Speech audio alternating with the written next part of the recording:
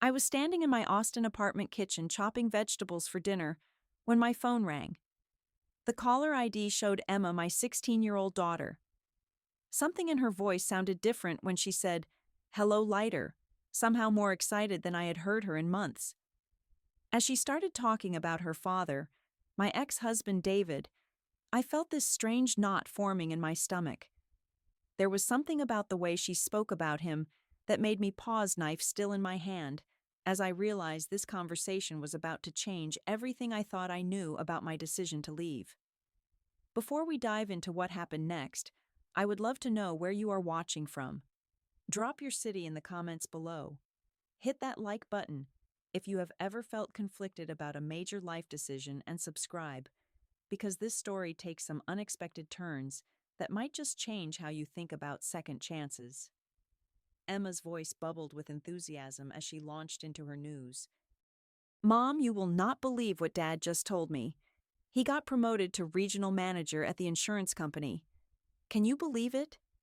And he bought this amazing new car, a Honda Accord, and he moved to this beautiful house in the suburbs of Dallas. It has a big backyard and everything."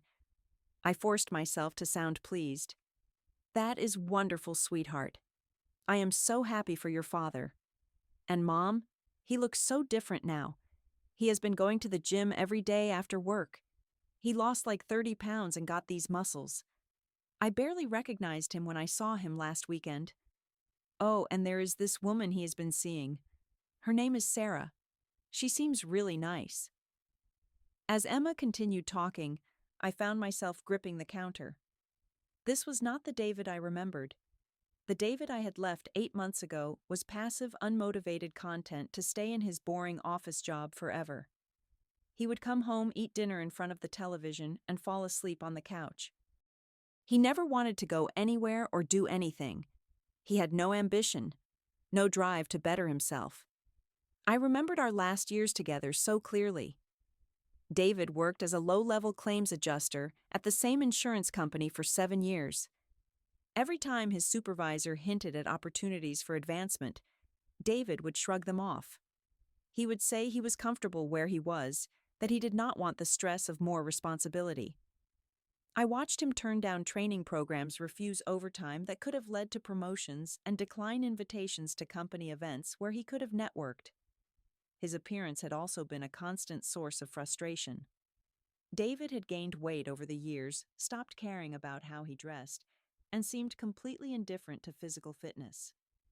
When I suggested we join a gym together or start eating healthier, he would agree half-heartedly, but never follow through. I felt like I was married to someone who had given up on life, on growth, on becoming anything more than what he already was. That was when I met Marcus at a marketing conference my tech company had sent me to. Marcus was the assistant director of marketing at a Fortune 500 company. He was confident, ambitious, always talking about his next career move, his investment portfolio, his plans to start his own consulting firm. When he asked me to dinner, I felt alive in a way I had not felt in years. The decision to leave David was not easy, but it felt necessary. I sat him down one evening after Emma had gone to her room and told him everything. I told him about Marcus, about how I felt trapped in our marriage, about how I needed to be with someone who shared my drive and ambition. David cried. He actually cried and begged me to stay.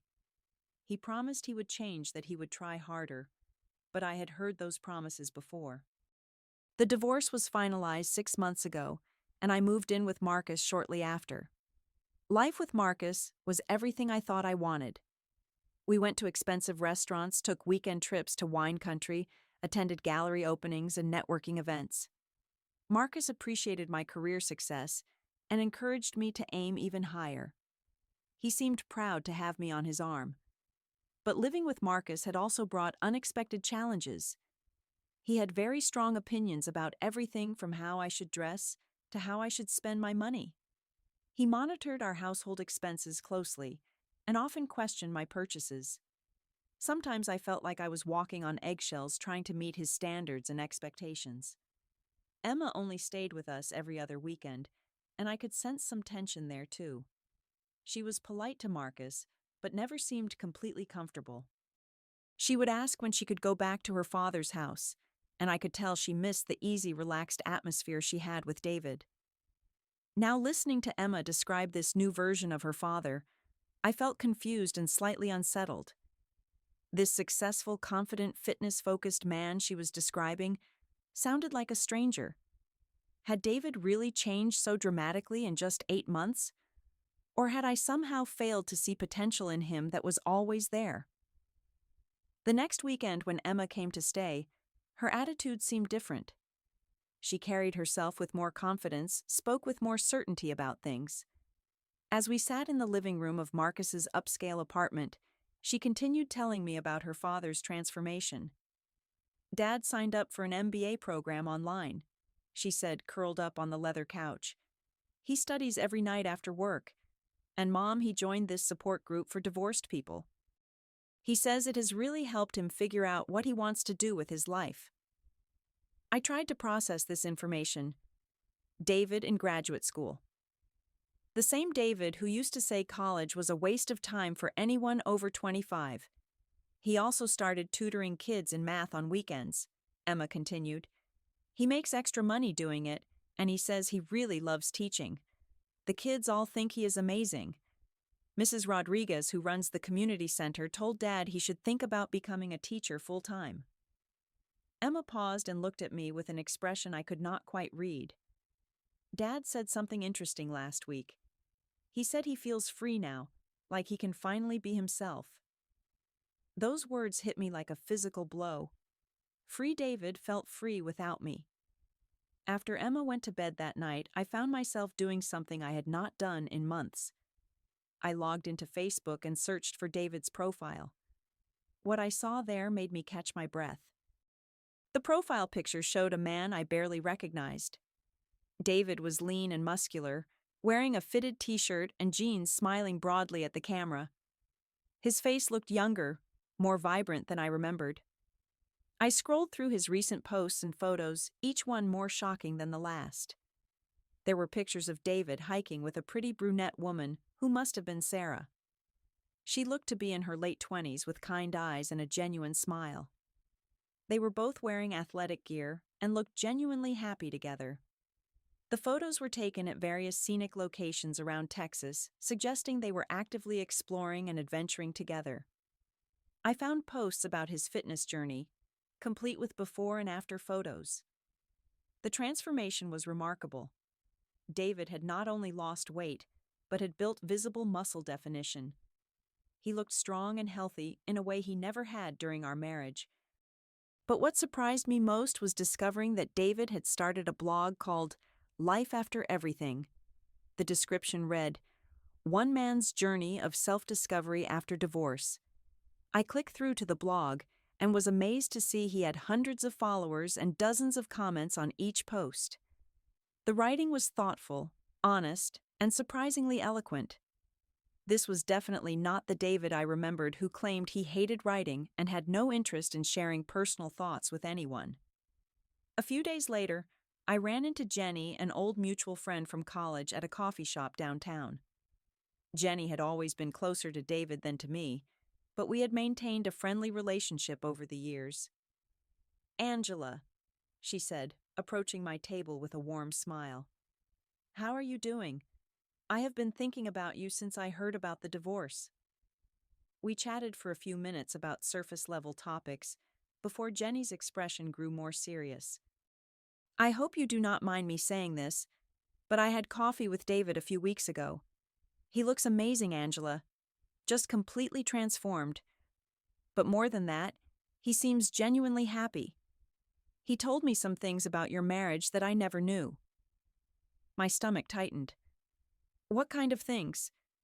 Jenny hesitated. "He said he always felt like he was not good enough for you. He said you wanted him to change and grow, but he was so afraid of failing that he just froze up instead. He said he felt trapped between disappointing you and disappointing himself." I stared at her, processing this information. He also said, and I quote, that he felt constrained in the marriage. "Not because of anything mean you did, but because he was so focused on trying to be what you wanted that he never figured out what he actually wanted for himself. Jenny leaned forward. Angela, he does not have a single bad thing to say about you.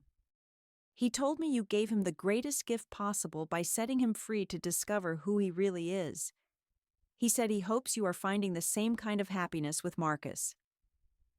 When I got home that evening, Marcus was sitting at the kitchen table with my credit card statements spread out in front of him. His expression was stern. "We need to talk about your spending," he said without looking up. "This amount you spent on clothes last month is completely unreasonable.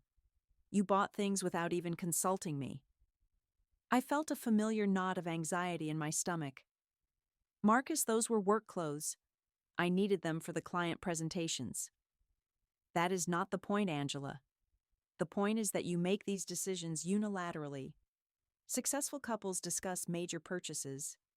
Look at Jennifer at my office.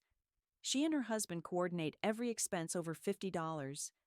That is how mature, ambitious people handle finances." He stood up and crossed his arms. "Maybe you are just not cut out for a relationship with someone who has real goals and standards." As I stood there listening to Marcus criticize me, a realization began to form in my mind. The way he spoke to me, the way he wanted to control and change my behavior, the way he made me feel inadequate, it was exactly what I had done to David. The following week, Emma asked if we could have lunch together, just the two of us. We met at a small cafe near her school, and I could tell she had something important she wanted to discuss. "Mom, I need to tell you something about Dad." She began stirring her iced tea nervously. "After you left, he was really sad for a long time. Like really sad. He would sit in the living room at night and just stare at the wall. Sometimes I would hear him crying in his bedroom." My heart clenched. I had known the divorce was hard on David, but I had convinced myself it was for the best. Emma continued. "But then one day he came to my room and sat on my bed.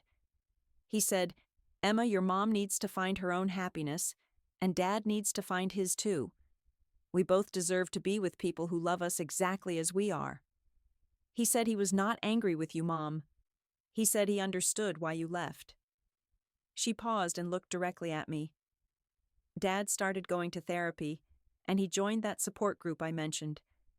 He said he realized he had been afraid of living his own life because he was so worried about living up to other people's expectations." "What do you mean?" I asked, though I was beginning to understand. "He told me he spent so many years trying to be the husband he thought you wanted that he never figured out what kind of man he actually wanted to be.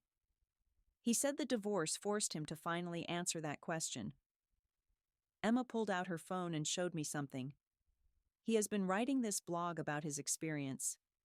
Some of his posts have gotten shared thousands of times. "Look at this one." I took her phone and read the blog post title, "The Day I Lost Everything and Found Myself." The post began, "8 months ago, my wife told me she was leaving me for another man. In that moment, I thought my life was over. I thought I was a failure as a husband, as a man, as a human being. But today, as I sit in my new home in the best shape of my life pursuing goals I never even knew I had, I want to say something that might sound crazy. Thank you, Angela, for setting me free." I continued reading, tears beginning to blur my vision. For years I tried to be the man I thought she needed. I was so afraid of failing at her vision of success that I never tried to succeed at my own. I was paralyzed by the fear of not being enough for her dreams that I never allowed myself to dream at all. When she left, I finally had to face the truth. I had no idea who I actually was or what I actually wanted.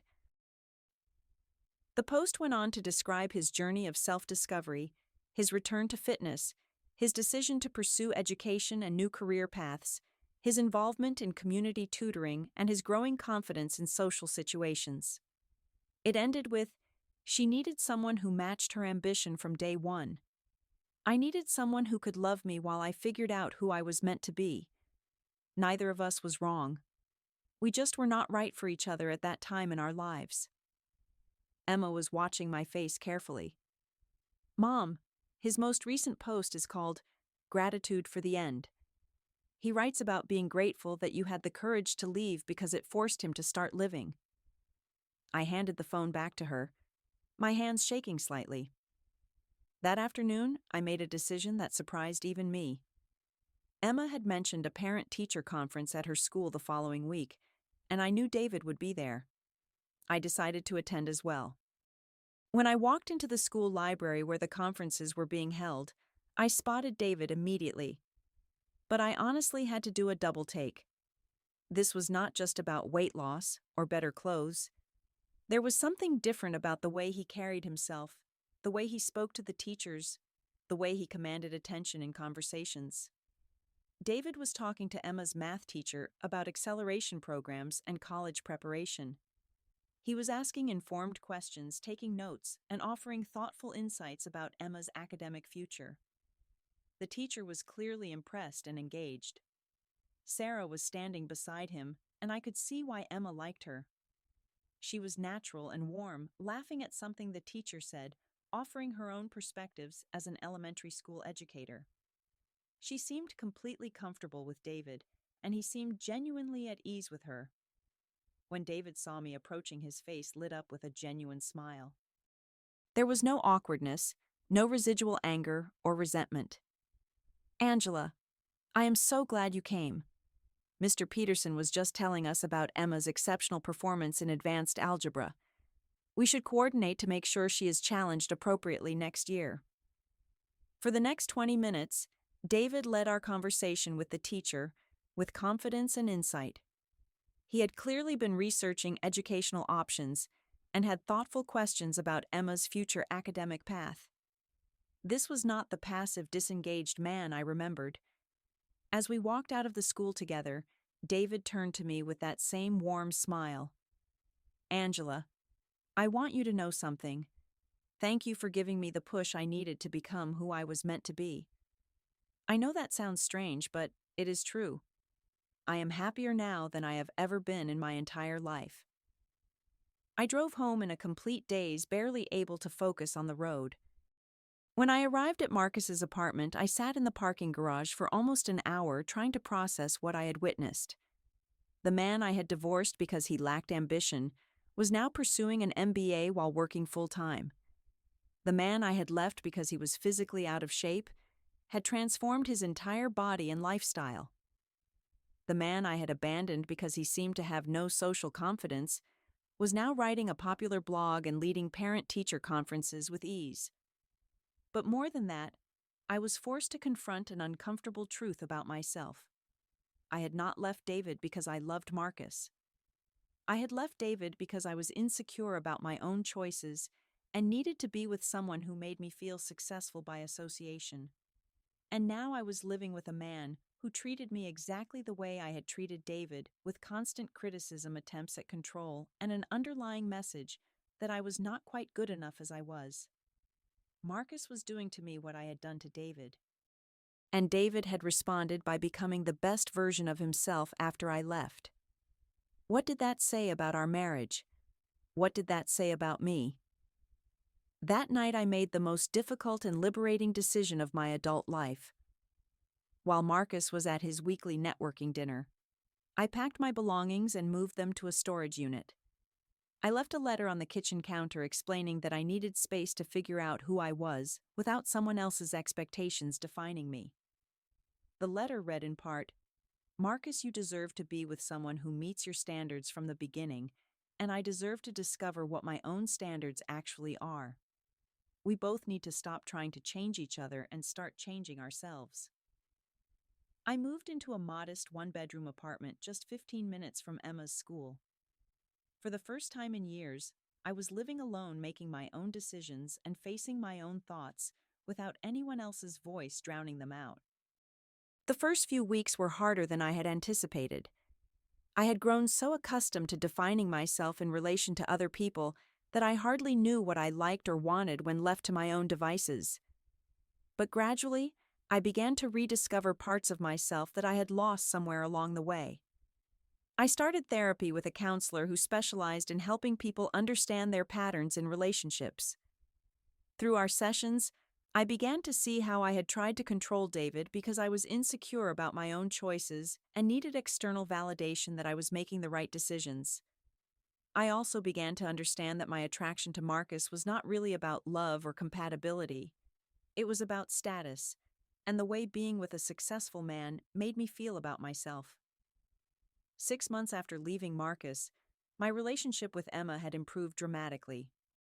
She started spending equal time at my apartment and with David, and she seemed relieved that the tension between her parents had disappeared.